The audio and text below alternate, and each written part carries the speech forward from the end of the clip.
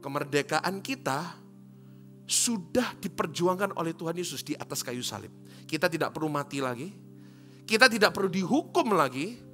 Tapi firman Tuhan katakan, karena perbuatan satu orang, kita semuanya adalah orang-orang yang merdeka. Yang percaya berikan tepuk tangan yang paling dahsyat bagi Tuhan kita.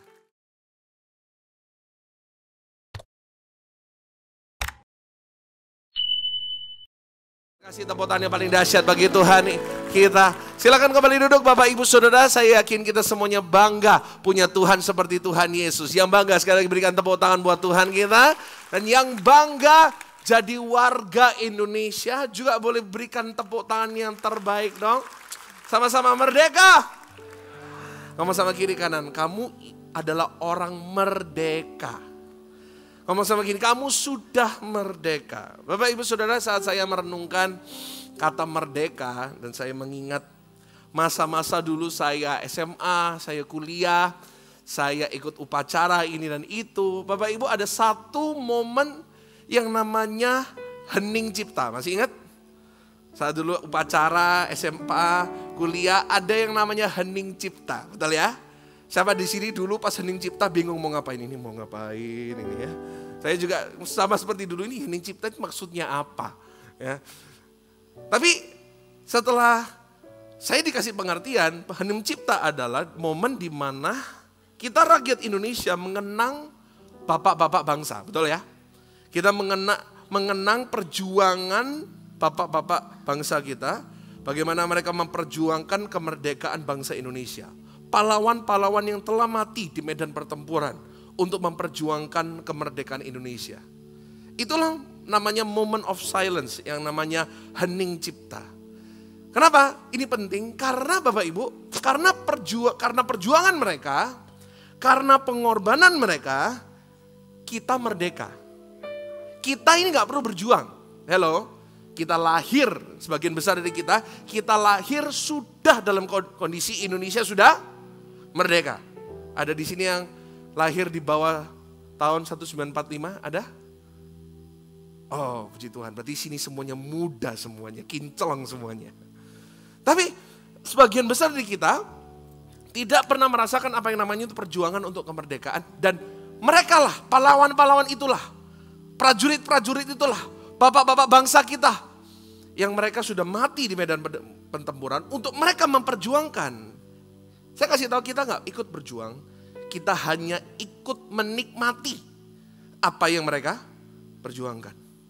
Kita tidak ikut berjuang, tapi kita ikut menikmati kemerdekaan yang telah mereka perjuangkan. Sampai sini paham ya? Bapak Ibu, saya boleh katakan, ini adalah gambaran bagaimana kita di dalam Kristus. Halo? Ini adalah gambaran yang perfect. Bagaimana kita berada di dalam Kristus.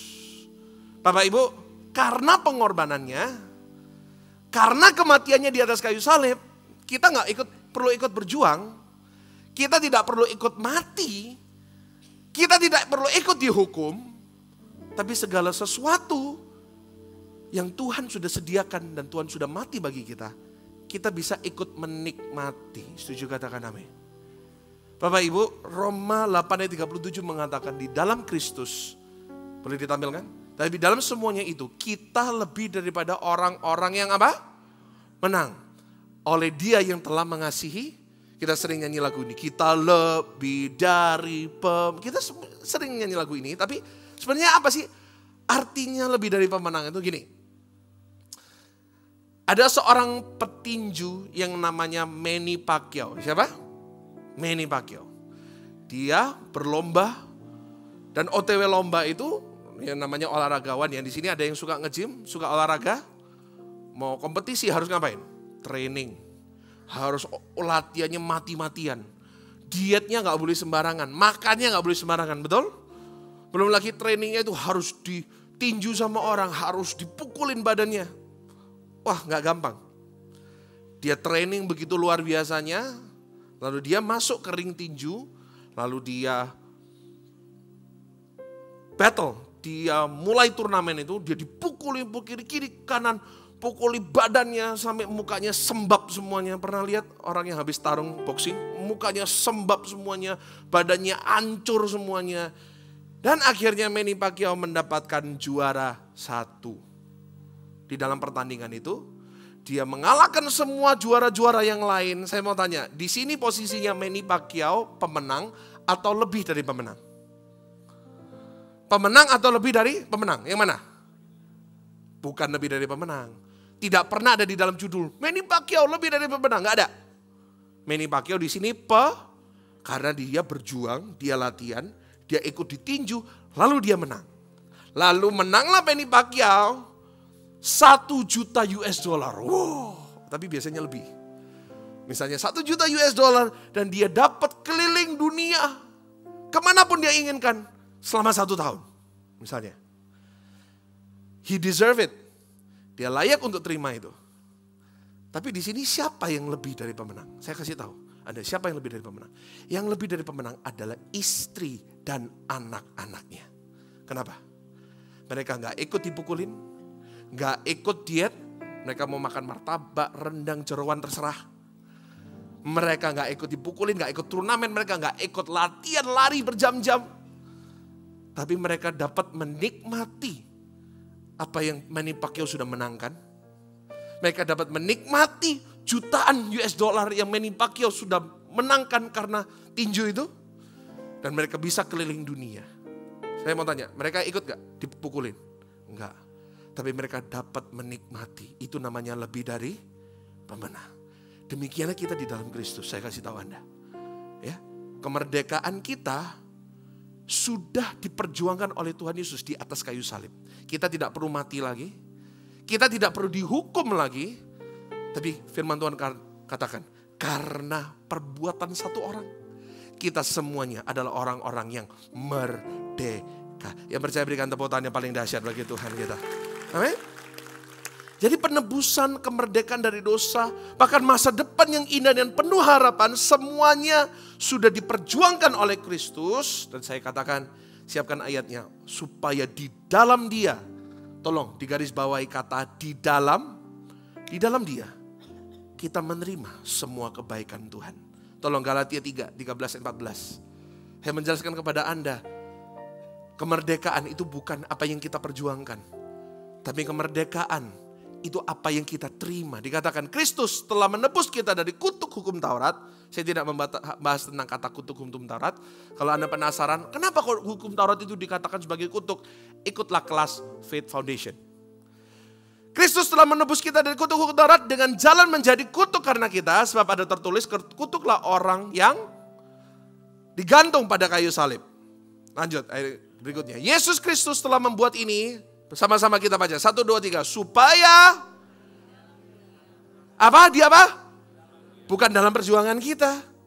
Supaya apa? Di berkat Abraham sampai kepada, sehingga oleh iman kita menerima roh yang telah dijanjikan itu. Yang percaya katakan amin. Yang percaya, siapa yang percaya di dalam Kristus, kita mendapatkan semua berkat Abraham ini. Yang percaya berikan tepuk tangan yang paling dahsyat bagi Tuhan kita. Wow, ngomong sama kiri kanan, kamu lebih dari pemenang. Berita baiknya ngomong gini, bukan karena perjuanganmu, tetapi karena karya Yesus di atas kayu salib. Saya ingat satu ayat, Hakim-Hakim 1 ayat 1 sampai yang kedua. Hakim-Hakim 1 ayat yang pertama sampai yang kedua. Ada satu hal yang cukup menarik ditulis di sini. Dikatakan, sesudah Yosua mati, orang Israel bertanya kepada Tuhan, siapakah dari kami yang harus lebih dahulu maju menghadap orang Kanaan untuk berperang melawan mereka? Firman Tuhan, suku Yehuda lah yang harus maju. Perhatikan kalimat ini. Sesungguhnya apa? Sama-sama, sesungguhnya apa? Telah kuserahkan negeri ini ke dalam tangannya. Pak, Bu, saya mau tanya, peperangannya sudah dimulai enggak? Kalau Bapak Ibu teliti membaca, peperangan belum mulai. Mereka belum menduduki kota negeri itu, mereka belum mencoba untuk menduduki kota Kanaan itu, belum mulai apapun. Tapi sebelum mereka maju untuk berperang, Tuhan sudah berkata apa dulu? Di ayat yang kedua, telah ku serahkan. Tolong garis bawahi, telah ku, artinya apa? Sebelum bahkan peperangan dimulai, Tuhan katakan, negeri ini sudah aku serahkan. Perang belum dimulai, tetapi Bapak Ibu, dari ayat ini saya mengerti bahwa peperangan sudah diselesaikan. Sampai sini kita paham ya? Peperangan belum dimulai nih. Tapi Yesus, Tuhan berkata, sudah selesai. Aku sudah serahkan kepadamu. Tinggal kamu ambil. Bapak Ibu, ini loh prinsip perjuangan kita sebagai orang Kristen. Ini prinsip doa kita sebagai orang Kristen. Saya catat, kita bukan berdoa untuk menang, tetapi saya catat, kita berdoa karena Yesus sudah menang bagi kita. Ini mungkin is a little bit different, tapi dalam momen kemerdekaan ini kita sangat mengerti. Kita konteks yang sangat-sangat mirip sekali dengan apa yang Yesus sudah lakukan bagi kita. Kita tidak berjuang untuk mendapatkan kemenangan, tapi saya catat, kita berjuang karena kita tahu Tuhan sudah memenangkan peperangan bagi kita. Jadi gini, saya selalu katakan kepada setiap orang, kalau prinsipnya dunia, kamu berjuang supaya kamu masuk ke finish line. Betul ya? Tapi dalam Kristus bukan demikian. Dalam Kristus cara pandang kita, cara pikir kita, aku tidak mulai dari titik nol. Tapi dikatakan, Tuhan telah menyerahkan. Tuhan sudah menyerahkan. Artinya apa? Aku mulai bukan di titik nol. Aku mulai di titik finish. Aku tinggal menerima. Aku tinggal melakukan sisanya. Apa yang Yesus sudah lakukan bagi setiap kita. Setuju, katakan amin. Yohanes 19 ayat 30 mengatakan apa? Sesudah Yesus meminum anggur asam itu berkata, ya apa? Sudah selesai. Artinya apa? Dosamu sudah selesai. Perjuanganmu sudah selesai. Kekhawatiranmu sudah selesai. Apa yang kau takutkan sudah selesai. Pak Bu, saya boleh katakan ya. Mulai hari ini, berdoalah sebagai orang yang sudah merdeka. Yang sudah dibebaskan. Berjuanglah seolah-olah Kristus sudah memenangkan segala sesuatu bagi kita. Berjuanglah dalam hidup ini karena Tuhan sudah menyediakan, sudah, bukan akan, tapi apa? Bapak Ibu, ini yang akan membuat kita hidup dengan penuh pengharapan. Betul ya? Ini yang akan membuat kita berdoa dengan penuh pengharapan. Bukan lagi aku berjuang, semoga aku kesana enggak. Ini yang membuat saya hidup penuh dengan pengharapan. Setiap kali saya berdoa, setiap kali saya datang kepada Tuhan, standing saya di hadapan Tuhan, saya tidak pernah standing di hadapan Tuhan seolah-olah belum selesai. Saya standing di hadapan Tuhan, saya selalu mengatakan, Tuhan, peperangan ini Tuhan sudah selesaikan. Tuhan, masalahku yang sekian besar ini Tuhan sudah selesaikan. That's my confidence. Itulah confidence saya, itulah kepercayaan saya. Sebab itu hidup saya penuh dengan pengharapan. Firman Tuhan berkata, sudah dan telah ku serahkan. Mulai hari ini buang mental budak Mesir. Buang mental saya ini belalang. Buang mental semuanya itu. Kenapa? Karena sekali lagi ingat. Tuhan berkata, telah ku serahkan negeri ini. Sampai sini kita pahami mulai hari ini berubah cara kita berdoa. Kalau selama ini kita mengira bahwa kita mulai dari titik nol untuk mencapai titik finish. Enggak. Kita mulai karena Tuhan berkata, telah ku serahkan. Tetap tinggal di dalam Tuhan. Dan Tuhan tinggal di dalam kita. Dan saya percaya, jemaat GCS, kita pasti hidup di dalam kemenangan Tuhan. Tepuk tangan buat Tuhan kita yang luar biasa. Amin. Jadi kita hari ini mengerti prinsip lebih dari pemenang. Bukan kita, tapi di dalam Kristus yang telah memperjuangkan segala sesuatu bagi kita. Di dalam Kristus yang telah menyelesaikan bagi setiap kita. Amin. Dan saya akan tutup dengan hal ini. Bapak Ibu, merdeka, kata merdeka itu tidak akan pernah dipisahkan dari dua kata ini. Yaitu kata dari dan kata untuk. Sekali lagi ya, saya akan tutup dengan ini. Kata merdeka tidak akan mungkin bisa dipisahkan dari dua kata ini. Merdeka dari, betul ya?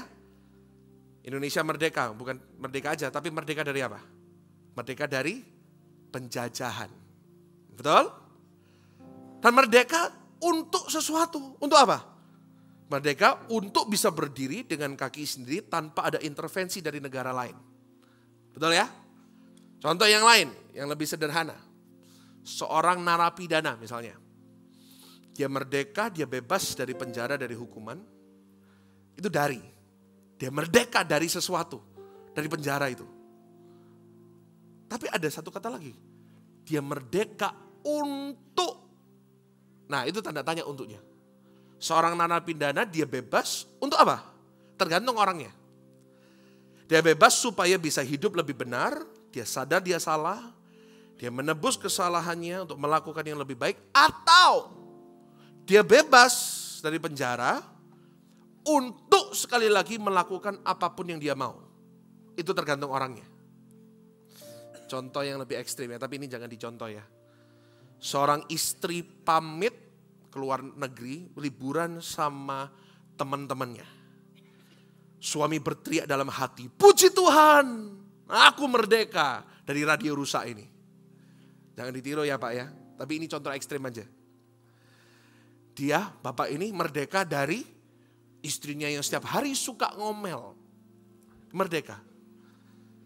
Ada merdeka itu pasti disambung dengan kata apa? Dari. Tapi juga ada satu kata, untuk apa? Bapak ini merdeka untuk apa? Habis bebas mau ngapain? Habis bebas, apakah dia bebas untuk merokok mumpung gak ada istri? Apakah suami ini bebas dari istri untuk berselingkuh mumpung di rumah gak ada orang?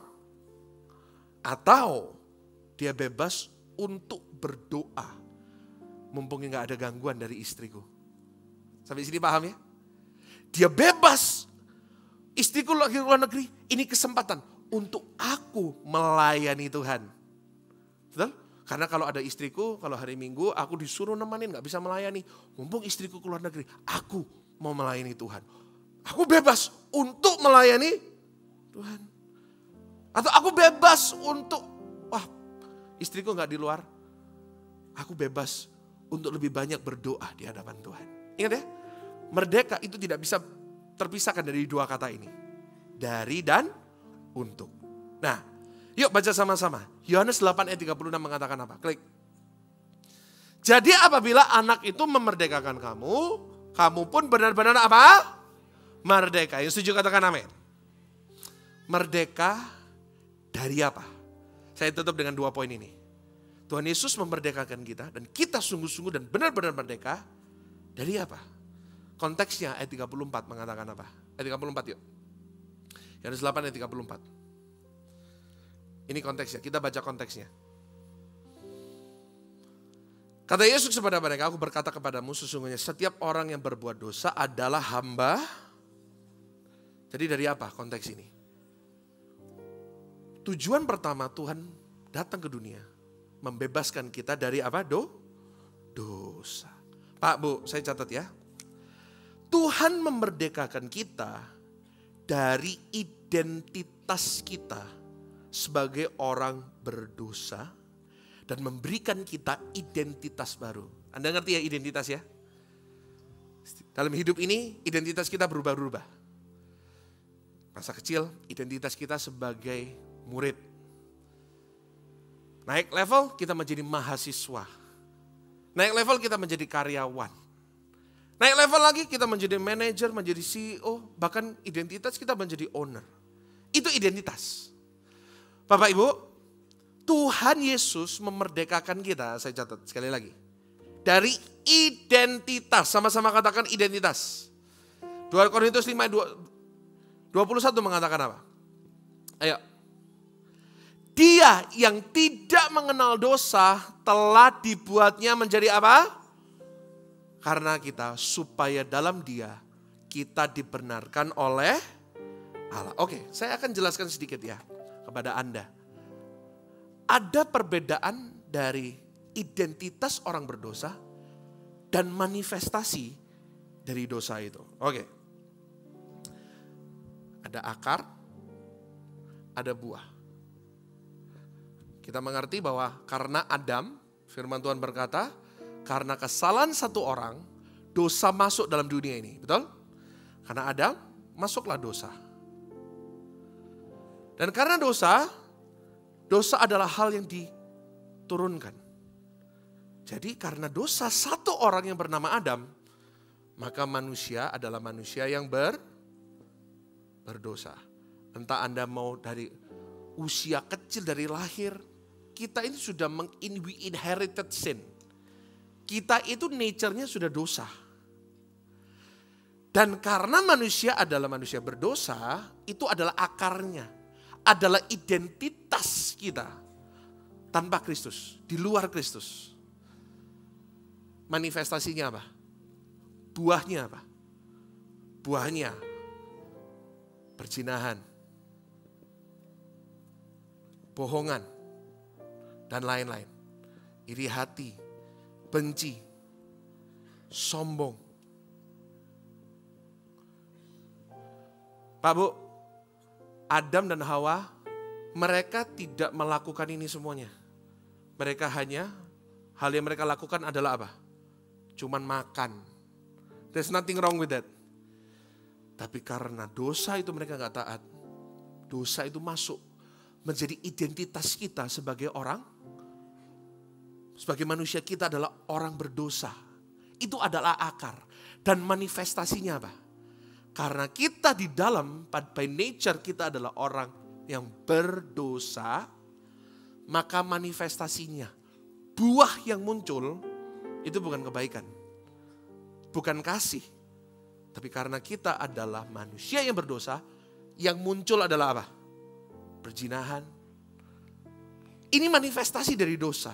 Bohong, iri hati, benci, kesombongan, dan lain-lain. Tapi ingat ya, Yesus datang ke dalam dunia. Kalau Bapak Ibu Saudara mempelajari Alkitab, dikatakan dalam surat Paulus, Yesus adalah Adam yang kedua. Karena Yesus, dia membuat apa? Penebusan. Penebusan. Di dalam Kristus, kita lebih dari pemenang. Dia sudah mati bagi dosa kita. Yang dia ubah itu bukan ininya dulu. Hello? Yang dia ubah adalah bukan apanya dulu? Bukan ininya, bukan buahnya, bukan manifestasinya. Yang Tuhan utama memerdekakan kita adalah apa? Kita dari identitas kita sebagai manusia yang berdosa. Jadi di dalam Kristus kita nggak lagi manusia yang berdosa. Melainkan di dalam Kristus kita menjadi manusia yang apa? Kita adalah orang yang kembali ke ayat tadi, 2 Korintus. Kembali ke ayat 2 Korintus 5:12. Dia yang tidak mengenal dosa telah dibuatnya menjadi dosa supaya dalam dia kita dibenarkan. Dia mengubah ininya dulu, bukan ininya dulu. Ingat ya, Tuhan itu selalu bekerja dari dalam ke, bukan luar ke dalam. Bukan, aku melakukan semua yang benar lalu saya jadi orang benar. Bukan, kita dibenarkan dulu. Kita dimerdekakan dari nature kita. Bukan berarti kita jadi orang benar, lalu tiba-tiba manifestasinya semuanya langsung benar. Ingat ya, kalau buah itu dipindahkan posisinya. Pohon, ini buahnya jelek nih. Lalu dia pindah posisi, apakah langsung buahnya jadi baik? Nggak langsung ya, tapi di musimnya yang tepat, di waktunya yang tepat, maka buahnya akan jadi benar. Yang Tuhan perbaiki apanya dulu? Yang Tuhan perbaiki adalah identitas.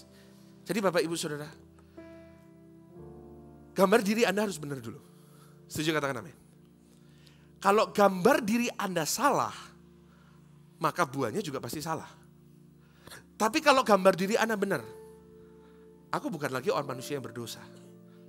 Tapi dalam Kristus aku adalah orang yang benar. Bukan karena perbuatanku, tapi sekali lagi di dalam Kristus. Kita adalah orang-orang yang sudah dibenarkan dulu. Ini yang Tuhan Yesus memerdekakan kita dari identitas kita sebagai orang berdosa. Dia memerdekakan kita supaya kita menjadi orang yang benar. Dan yang terakhir yang saya mau tutup dengan ini. Saya tahu waktu saya gak banyak. Ingat ya, Tuhan memerdekakan kita dari identitas kita sebagai orang berdosa. Dan ingat, merdeka untuk apa? Nah, untuknya ini baru yang kesini. Baru yang ke buah. Tuhan memerdekakan kita dari identitas kita sebagai orang berdosa untuk apa? Melakukan perbuatan yang baik dan benar. Baca dulu yuk sama-sama. 1 Petrus 2 ayat 16. 1 Petrus 2 ayat 16. Hiduplah sebagai orang merdeka dan bukan seperti mereka yang menyalahgunakan kemerdekaan itu untuk menyelubungi kejahatan-kejahatan mereka. Tetapi hiduplah sebagai hamba-hamba apa? Ini loh kenapa Tuhan memerdekakan kita. Bukan supaya kita bisa terus dan menerus hidup dalam kejahatan. Tapi kemerdekaan Tuhan untuk kita bisa melakukan pekerjaan Tuhan. Kita untuk menjadi hamba Tuhan. Yang menyenangkan hati Tuhan dan hidup berkenan di hadapan Tuhan. Oke. Saya akan tutup dengan ini ya, poin yang sangat penting. Saya catat tadi poin yang kedua. Merdeka untuk melakukan perbuatan yang baik dan benar. Gimana caranya? Ini kan susah kan? Ini yang gak akan susah kan? Pak, aku gak merasa aku sudah merdeka dari perbuatanku yang lama. Aku gak merasa diriku sudah merdeka dari yang namanya kebohongan. Aku gak merasa diriku sudah merdeka dari yang namanya kebencian. Aku tidak merasa diriku sudah merdeka dari yang namanya perzinahan. Aku merasa oke, aku mungkin ini adalah kasih karunia di dalam Kristus. Tapi ini kayaknya susah banget. Kita semuanya di sini mengerti, bahkan jemaatnya Studio 5, Anda semuanya mengerti bahwa kita adalah orang-orang yang benar. Yang percaya katakan amin. Kita adalah orang, ngomong sama kiri kanan, yakinkan mereka. Kamu adalah orang benar. Di dalam Kristus.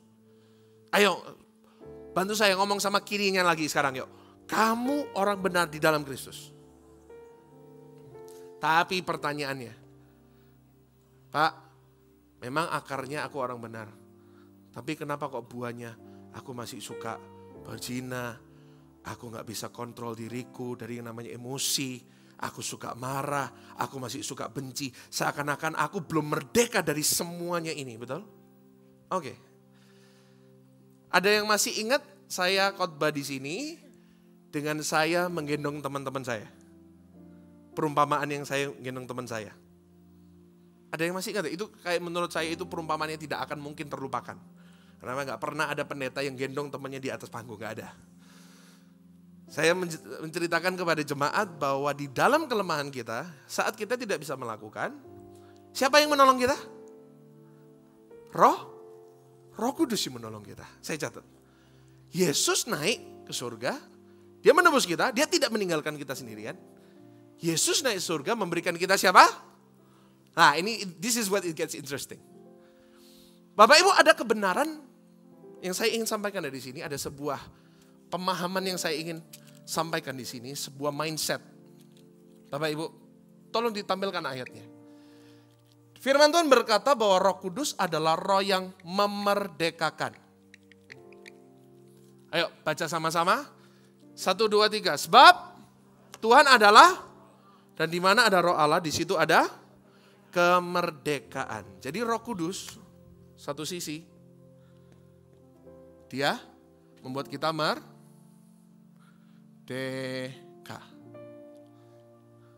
Tapi ada satu sisi yang lain tentang Roh Kudus, dikatakan apa? 2 Timotius 1 ayat 7 mengatakan apa? Klik. Sebab Allah memberikan kita bukan roh ketakutan, melainkan roh yang membangkitkan apa? Kekuatan, kasih dan ketertiban. Oke.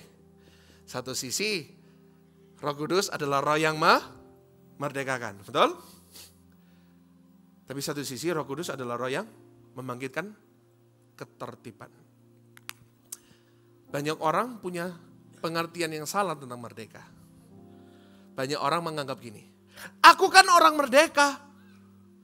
Berarti aku bisa melakukan segala sesuatu yang aku inginkan. Dan gak ada orang yang bisa menghalangi aku, betul? Saya mau katakan, itu pemikiran orang yang gak dewasa. Pemikiran orang gak dewasa, aku bebas. Oleh sebab itu aku bisa melakukan apapun dengan hidupku. Dan gak ada orang yang boleh ngatur aku, betul?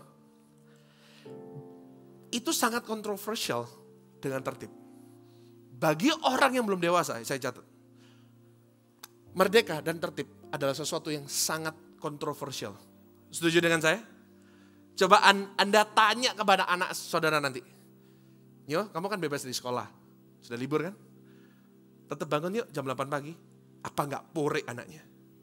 Betul? Yo, kamu kan sudah bebas dari kuliah, sudah lulus kuliah. Tetap yuk. Melakukan tugas dengan baik yuk. Banyak orang mengira merdeka itu kontroversial dengan ketertiban. Tapi saya percaya bahwa firman sekontradiksinya itu namanya paradoks. Pasti saling melengkapi. Setuju katakan amin? Banyak orang mengartikan merdeka artinya, oh aku hidup merdeka, aku hidup semau aku sendiri, semau gue. Tapi saya boleh katakan ya sebagai orang dewasa, dan ini sebuah mindset yang Anda harus perlu mempunyai dalam kehidupan Anda. Yaitu apa? Bagi orang dewasa, disiplin atau ketertiban merupakan langkah awal dari kemerdekaan. Ingat ya? Ayo, Anda coba boleh pikirkan sebentar, renungkan sebentar. Bagi orang dewasa, ketertiban, disiplin merupakan langkah yang paling awal untuk Anda mencapai kemerdekaan. Contoh yang paling gampang. Siapa di sini yang pernah punya komitmen, aku mau olahraga setiap hari? Saya yakin 90%, jujur-jujuran. Siapa yang pernah punya komitmen, aku mau olahraga setiap hari? Susah gak? Susah ya? Seakan-akan Anda tidak bisa melakukan itu karena it's so hard. Tapi saya mau tanya, siapa di sini yang sukses bahkan badannya bagus di sini? Ada orang-orang yang pede saya lihat. Oke, bagi orang-orang yang sudah sukses. Langkah awal itu selalu yang paling susah, betul? Mulai olahraga dan mulai konsisten dan mulai dengan tertib dan disiplin itu sangat susah. Tapi lakukan terus. Lakukan terus yang disiplin. Lakukan terus yang benar. Konsisten terus yang benar. Lama-lama Anda perlu disuruh gak untuk melakukan? Anda akan berkata gini, kok aku gak nge-gym gak enak ya rasanya ya? Betul ya? Dan mulai dari mana? Ketertiban. Lama-lama untuk nge-gym dan olahraga itu sesuatu yang merdeka. Gak usah disuruh, Anda langsung lari. Coba kayak kita-kita Pak. Ya. Sekarang disuruh, susah banget. Kenapa? Mulainya susah. Tapi kalau Anda tertib, lakukan yang benar terus-menerus. Terus-menerus melakukan apa yang benar dan disiplin. Maka yang benar akan serasa seperti merdeka. Betul? Contoh yang lain. Contoh seperti makan, diet. Siapa di sini yang dalam tahun ini, Januari, aku mau turun 20 kilo. Ayo jujur-jujuran, siapa? Boleh angkat tangan. Aku mau diet, mau turun. Boleh ya? Kesampaian gak Pak? Nah, terima kasih kejujurannya. Banyak orang merasa, aku hidup merdeka kok. Aku bisa makan pun apapun yang aku mau. Dan gak ada orang yang ngurus. Tapi gini, coba lakukan yang benar terus menerus dengan ketertiban. Jaga makan, jaga makan, jaga makan. Lama-lama jaga makan akan menjadi sebuah, you're free to do it. Anda akan lakukan yang benar tanpa mikir. Anda akan lakukan yang benar tanpa Anda harus berjuang untuk melakukannya. Tertib adalah awal dari kemerdekaan. Contoh, Anda belajar sesuatu yang baru. Contoh, Anda mau belajar musik. Sini ada yang sedang OTW belajar musik? Boleh angkat tangan? Ada? Siapa di sini yang bisa main musik? Boleh angkat tangan, yang bisa main musik. Oke, yang bisa main musik. Saya mau tanya, ini di sini teman-teman banyak musisi semuanya ini. Ya, Bang Budi, Yosi. Saya mau tanya, awal-awal belajar musik, itu bisa merdeka seperti sekarang nggak? Main semuanya. Harus mulai dari apa? Sesuatu yang nggak menyenangkan, sesuatu yang susah, dan lakukan terus-menerus dengan disiplin. Lama-lama itu akan menjadi sebuah, saya kasih contoh boleh? Saya masih berapa menit ini? Oh masih 5 menit, masih lama. Oke, saya pakai drum sebentar ya. Kebetulan saya ini drummer juga. Oke. Ini juga bikin sensasi ini ya. Nggak ada pendeta ngedrum di depan umum. Tapi dulu saya belajar drum. Saya itu belajar dengan susah payah. Tapi saya bisa ngomong gini sama semua orang. Aku main drum, aku bisa melakukan apapun yang aku mau dengan drum ini. Contoh. Enak nggak? Nggak enak ya. Tapi saya mau mulai dengan tertib. Saya mulai dari hal-hal yang kecil dulu. Saya mulai dengan benar dulu. Meskipun nggak enak. Contoh, saya mulai dengan main.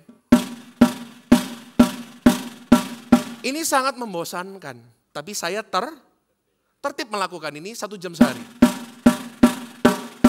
Saya mulai melakukan hal yang lain. Awalnya nggak mungkin bisa dengan baik. Awalnya itu sangat menyiksa, betul? Awalnya latihan itu menyiksa, nggak bisa sih? Kok nggak bisa sih? Tapi lama-lama ketika saya tertib, main itu akan menjadi sesuatu yang sangat merdeka. Bahkan saya sambil ngomong. Itu saya nggak perlu mikir, betul? Saya awalnya, gimana ya caranya ini ya? Kok nggak bisa, susah. Tapi setelah saya melakukan yang benar terus-menerus dengan tertib, saya akan melakukan.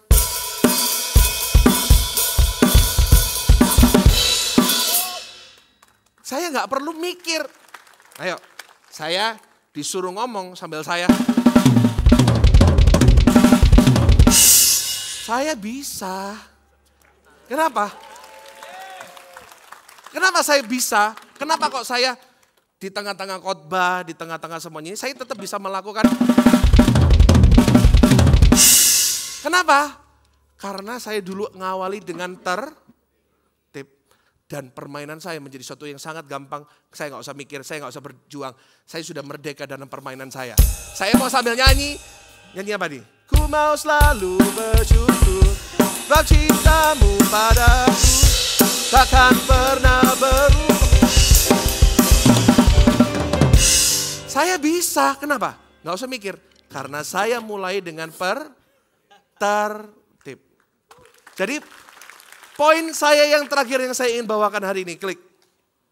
Tolong, kemerdekaan yang sejati itu bukan merdeka untuk melakukan apa yang Anda inginkan, tetapi melakukan hal yang benar, terus menerus, sampai menjadi kemerdekaan untuk berbuat apa yang benar. Roh Kudus adalah roh yang memberikan apa? Tertiban. Mulai hari ini, start doing what's right. Mungkin awal susah, tapi ingat, selalu ada Roh Kudus yang memampukan kita. Anda yang selama ini sombong, misalnya, tertiblah untuk hidup dalam kerendahan hati. Maka, lihatlah 3 bulan ke depan, 4 bulan ke depan. Rendah hati akan menjadi darah daging untuk Anda. Apa yang Anda lakukan? Apa yang Anda ingin bebas? Dari perzinahan? Dari dosa seks? Mulailah dengan disiplin. Saya tahu banyak anak-anak muda. Anda terperangkap dengan sifat Anda. Yaitu banyak terperangkap dengan dosa seks dan pornografi. Mulai dengan tertib. Mungkin awalnya susah untuk keluar dari addictionmu. Susah banget untuk keluar dari perangkap itu. Tapi mulai dengan tertib. Ingat ya, sekali lagi. Ketertiban adalah awal dari kemerdekaan. Apa contoh perbuatan baik dan benar? Klik. Berhenti berbuat dosa. Apalagi? Beribadah. Terus terang. Awal-awal untuk konsisten beribadah itu susah atau gampang? Susah ya. Tapi saya bersyukur saya lihat banyak muka yang konsisten setiap minggunya. Terus terang. Awal-awal Anda gak biasa di dalam keluarga yang gak pernah beribadah. Tapi awal itu susah banget. Lakukan ibadah ini. You feel it or you don't feel it. Anda pengen atau gak pengen ibadah, lakukan dengan tertib. Maka ibadahmu akan menjadi konsisten, akan menjadi kemerdekaan. Bahkan suatu saat Anda akan rindu. Contoh lagi, baca Alkitab itu gampang atau susah? Hello. Terima kasih kejujurannya. Orang jujur masuk surga. Tapi lakukan dengan you feel it or you don't feel it. Anda suka atau gak suka baca Alkitab, lakukan dengan tertib. Lama-lama. Apa yang Anda lakukan terus menerus yang benar akan menjadi kemerdekaan. Anda gak akan usah disuruh. Anda lakukan sendiri. Berdoa. Bangun hubungan pribadi dengan Tuhan. Itu susah atau gampang? Susah. Tapi lakukan dengan tertib. Gini ya, ketertiban itu saya tadi pakai perumpamaan saya main drum. Saya lakukan hal langkah-langkah yang kecil dulu. Saya gak bisa langsung, lakukan hal yang langsung dalam waktu yang lama enggak. Saya mulai dari 15 menit dulu, saya biasakan. Bangun hubungan dengan Tuhan, saya kasih tips. Gak usah Anda target, aku mau berdoa 1 jam setiap hari. Langsung gak mungkin bisa. Lakukan mulai dengan kecil. Konsisten mulai dari 5 menit sehari. Contoh, buka YouTube GSJS Music. Anda setel, Anda menyembah setiap hari pakai 1 lagu. Lakukan itu setiap hari. Maka apa yang Anda lakukan tertib setiap hari akan menjadi kemerdekaan. Ya? Contoh apa lagi? Melayani Tuhan.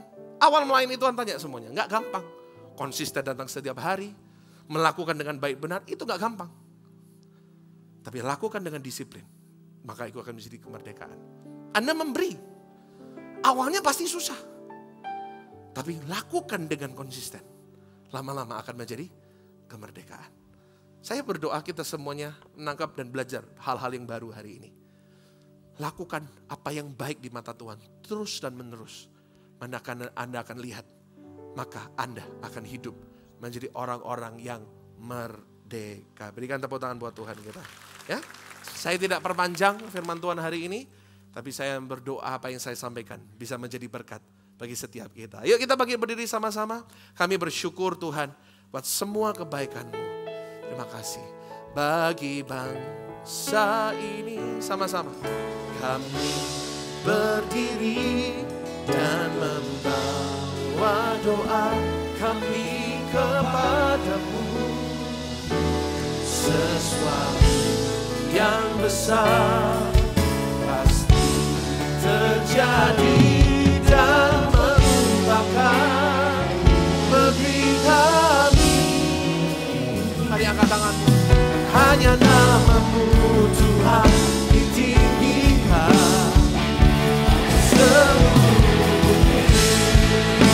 Mari angkat tanganmu. Katakan, kami bersai berdiri dan membawa doa kami kepadamu. Sesuatu yang besar pasti terjadi dan mengubahkan negeri kami. Bahkan hanya nama-Mu Tuhan ditinggikan atas seluruh bumi. Saya berisi percaya kita adalah orang-orang yang sudah merdeka di dalam Kristus. Angkat tanganmu. Mulai hari ini berdoalah bukan dari posisi kalah. Mulai hari ini berdoalah karena Tuhan sudah menang bagi saudara dan saya. Firman Tuhan dengan jelas mengatakan telah kuserahkan. Artinya peperangan sudah diselesaikan. Anda hanya perlu meraihnya. Terimalah anugerah Tuhan hari ini. Terimalah kasih karunia Tuhan hari ini. Ngomong sama Tuhan, berdirilah di hadapan Tuhan saat ini dengan posisi yang benar. Bukan posisi yang kalah, tapi dari posisi katakan di hadapan Tuhan, Tuhan, aku sudah menang di dalam Kau. Kemenangan Tuhan sudah berikan kepadaku. Apapun yang Anda doakan saat ini, saya kasih Anda waktu sebelum kita berdoa bagi bangsa ini. Saya kasih Anda waktu 1-2 menit ke depan. Ngomong di hadapan Tuhan, Tuhan, aku tahu kemenangan sudah Tuhan sediakan. Dan aku terima di dalam nama Tuhan Yesus. Silakan berdoa. Ya Rabasyata ya karalama ya karalama ya. Berdoa. Ya Rabasyata ya ralama. Buang mental budak. Buang mental saya hanya belalang. No. Telah kuserahkan negeri ini. Di atas kayu salib itu Tuhan berkata sudah selesai. Anda bukan orang berdosa lagi.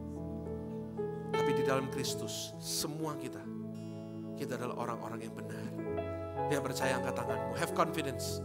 Have confidence. Hampiri tata kasih karunia dengan keberanian.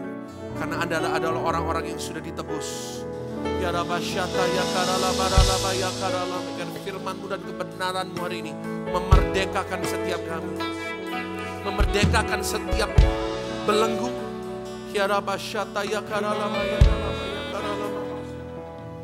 Bagi bangsa ini kami berdiri dan membawa doa kami kepadamu.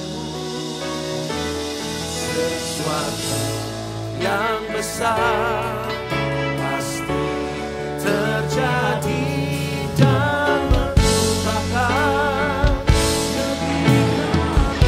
katakan hanya nama-Mu Tuhan, hanya nama-Mu Tuhan ditinggikan atas seluruh bumi.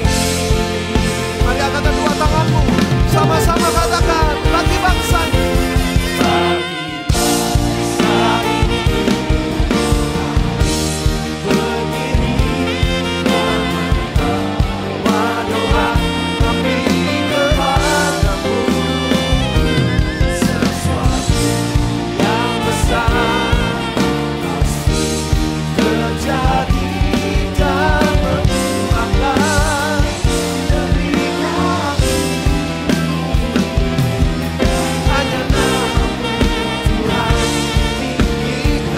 Hanya nama-Mu Tuhan, hanya nama-Mu Tuhan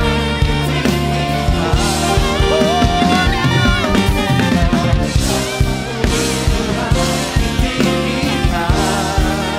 Atas seluruh. Kita berikan tepuk tangan yang paling dahsyat bagi Tuhan kita. Mari angkat tanganmu. Saat ini kita mau berdoa bagi bangsa dan negara ini. Angkat tanganmu sama-sama. Kami sepakat berdoa saat ini di dalam nama Tuhan Yesus. Dan kami mengucapkan shalom atas Indonesia. Dalam nama Tuhan Yesus. Shalom-Mu Tuhan.